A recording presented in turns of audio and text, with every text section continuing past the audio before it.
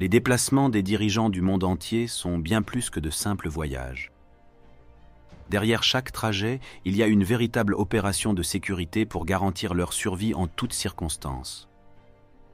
Mais comment sont protégés ces leaders, qu'ils soient en France, aux États-Unis, en Russie ou en Corée du Nord? Dans cette première partie, nous allons plonger dans l'univers de leurs avions, de leur escorte et des technologies avancées qui leur permettent de voyager en toute sécurité.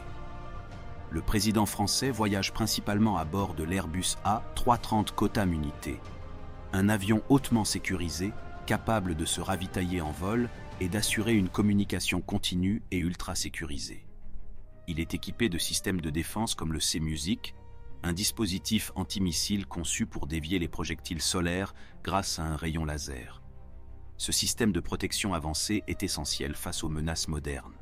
Pour des trajets plus courts ou des missions nécessitant plus de discrétion, le président peut également utiliser un Falcon 7X, un jet d'affaires plus compact, mais tout aussi performant. On pourrait se demander pourquoi les dirigeants ne voyagent pas toujours dans des avions militaires qui semblent pourtant plus résistants et mieux armés. La réponse réside dans un compromis entre sécurité, confort et diplomatie.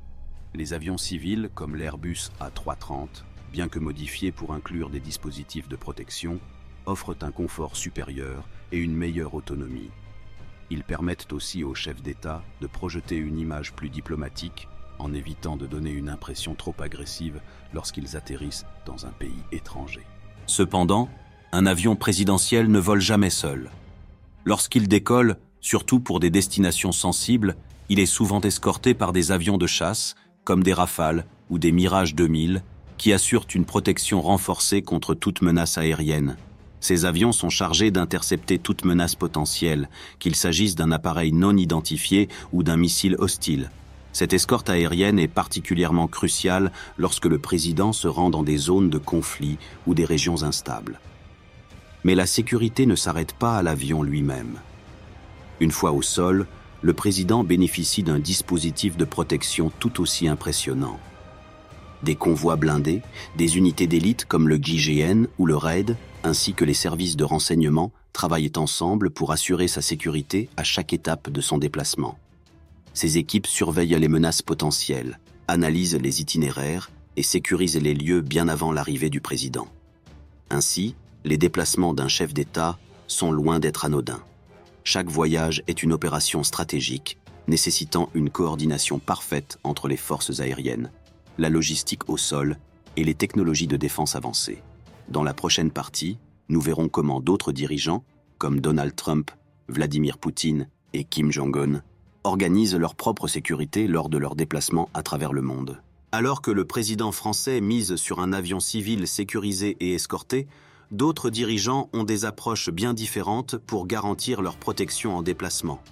Donald Trump, Vladimir Poutine et Kim Jong-un disposent chacun de moyens impressionnants, adaptés à leur pays et aux menaces auxquelles ils sont confrontés. Commençons par les États-Unis. Le président américain voyage à bord du célèbre Air Force One, un Boeing 747 modifié conçu pour résister aux attaques les plus extrêmes. Cet avion est bien plus qu'un simple moyen de transport, c'est un véritable bunker volant. Il est équipé d'un bouclier antimissile, de contre-mesures électroniques et d'une salle de commandement permettant au président de continuer à gouverner en toutes circonstances.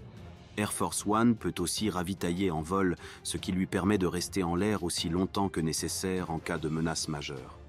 Lorsqu'il atterrit, le président est immédiatement pris en charge par The Beast, une limousine blindée capable de résister aux explosions, aux attaques chimiques et même aux tirs de fusils d'assaut.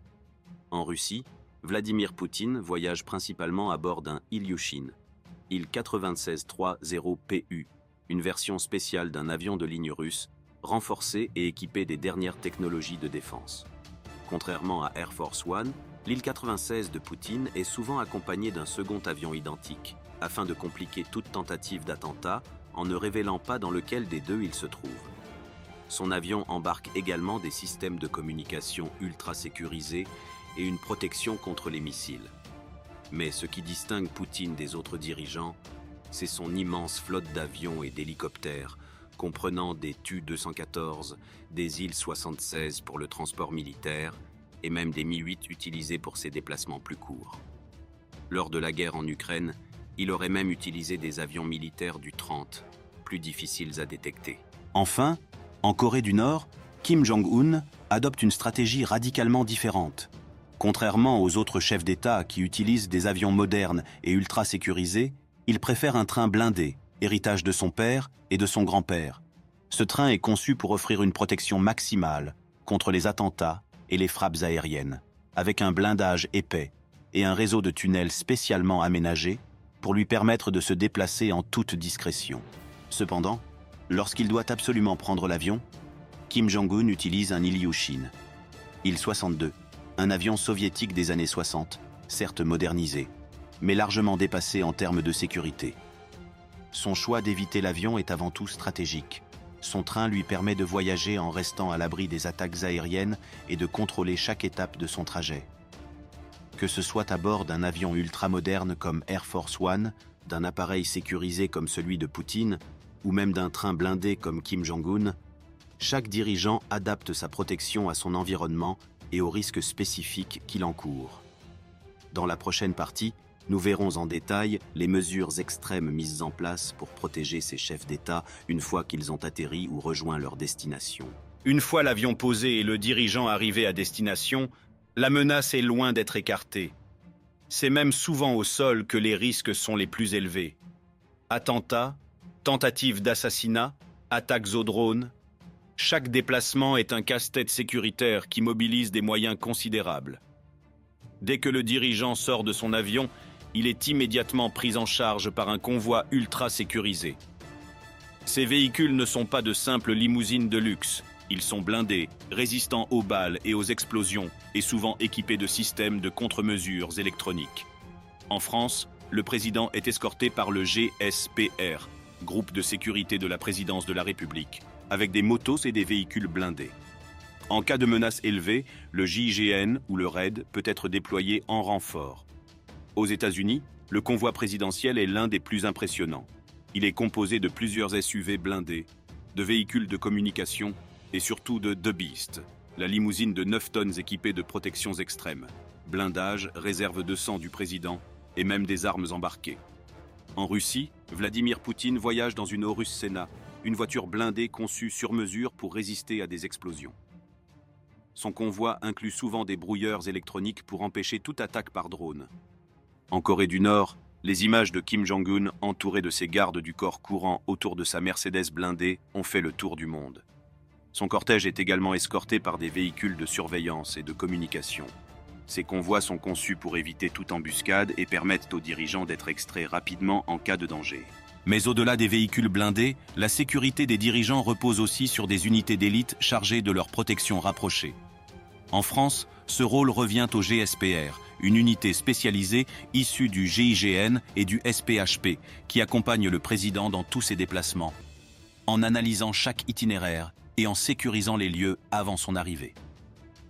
Aux États-Unis, c'est le Secret Service qui assure la protection du président, avec des agents hautement entraînés, capables de réagir en quelques secondes en cas d'attaque. En Russie, le FSO, Service fédéral de protection, est responsable de la sécurité de Poutine, avec des mesures draconiennes comme l'utilisation d'agents infiltrés et la mise en place de cordons de sécurité étendus sur plusieurs kilomètres. Kim Jong-un, quant à lui, s'appuie sur un corps de garde du corps surentraîné, choisi pour leur loyauté absolue et leurs conditions physiques impeccables, capable de former un bouclier humain autour de lui en cas d'attaque. Enfin, la protection d'un chef d'État ne se limite pas au déplacement. Chaque lieu qu'il visite est scrupuleusement inspecté par des équipes spécialisées, à la recherche de menaces explosives, d'armes cachées ou même de tentatives d'espionnage. Des snipers sont souvent positionnés sur les toits, des brouilleurs neutralisent les communications ennemies, et des itinéraires de repli sont toujours prévus en cas de crise. Toutes ces précautions montrent à quel point voyager, pour un dirigeant, est une opération risquée qui demande une organisation militaire. Si cette vidéo vous a plu et que vous voulez en voir d'autres sur les coulisses des stratégies militaires et des technologies de défense, n'hésitez pas à vous abonner à la chaîne et à activer la cloche pour ne rien manquer. Lâchez un like si le sujet vous a intéressé et dites-moi en commentaire quel autre aspect de la sécurité des dirigeants vous aimeriez voir dans une prochaine vidéo. Merci d'avoir regardé et à bientôt pour une nouvelle exploration du monde militaire et stratégique.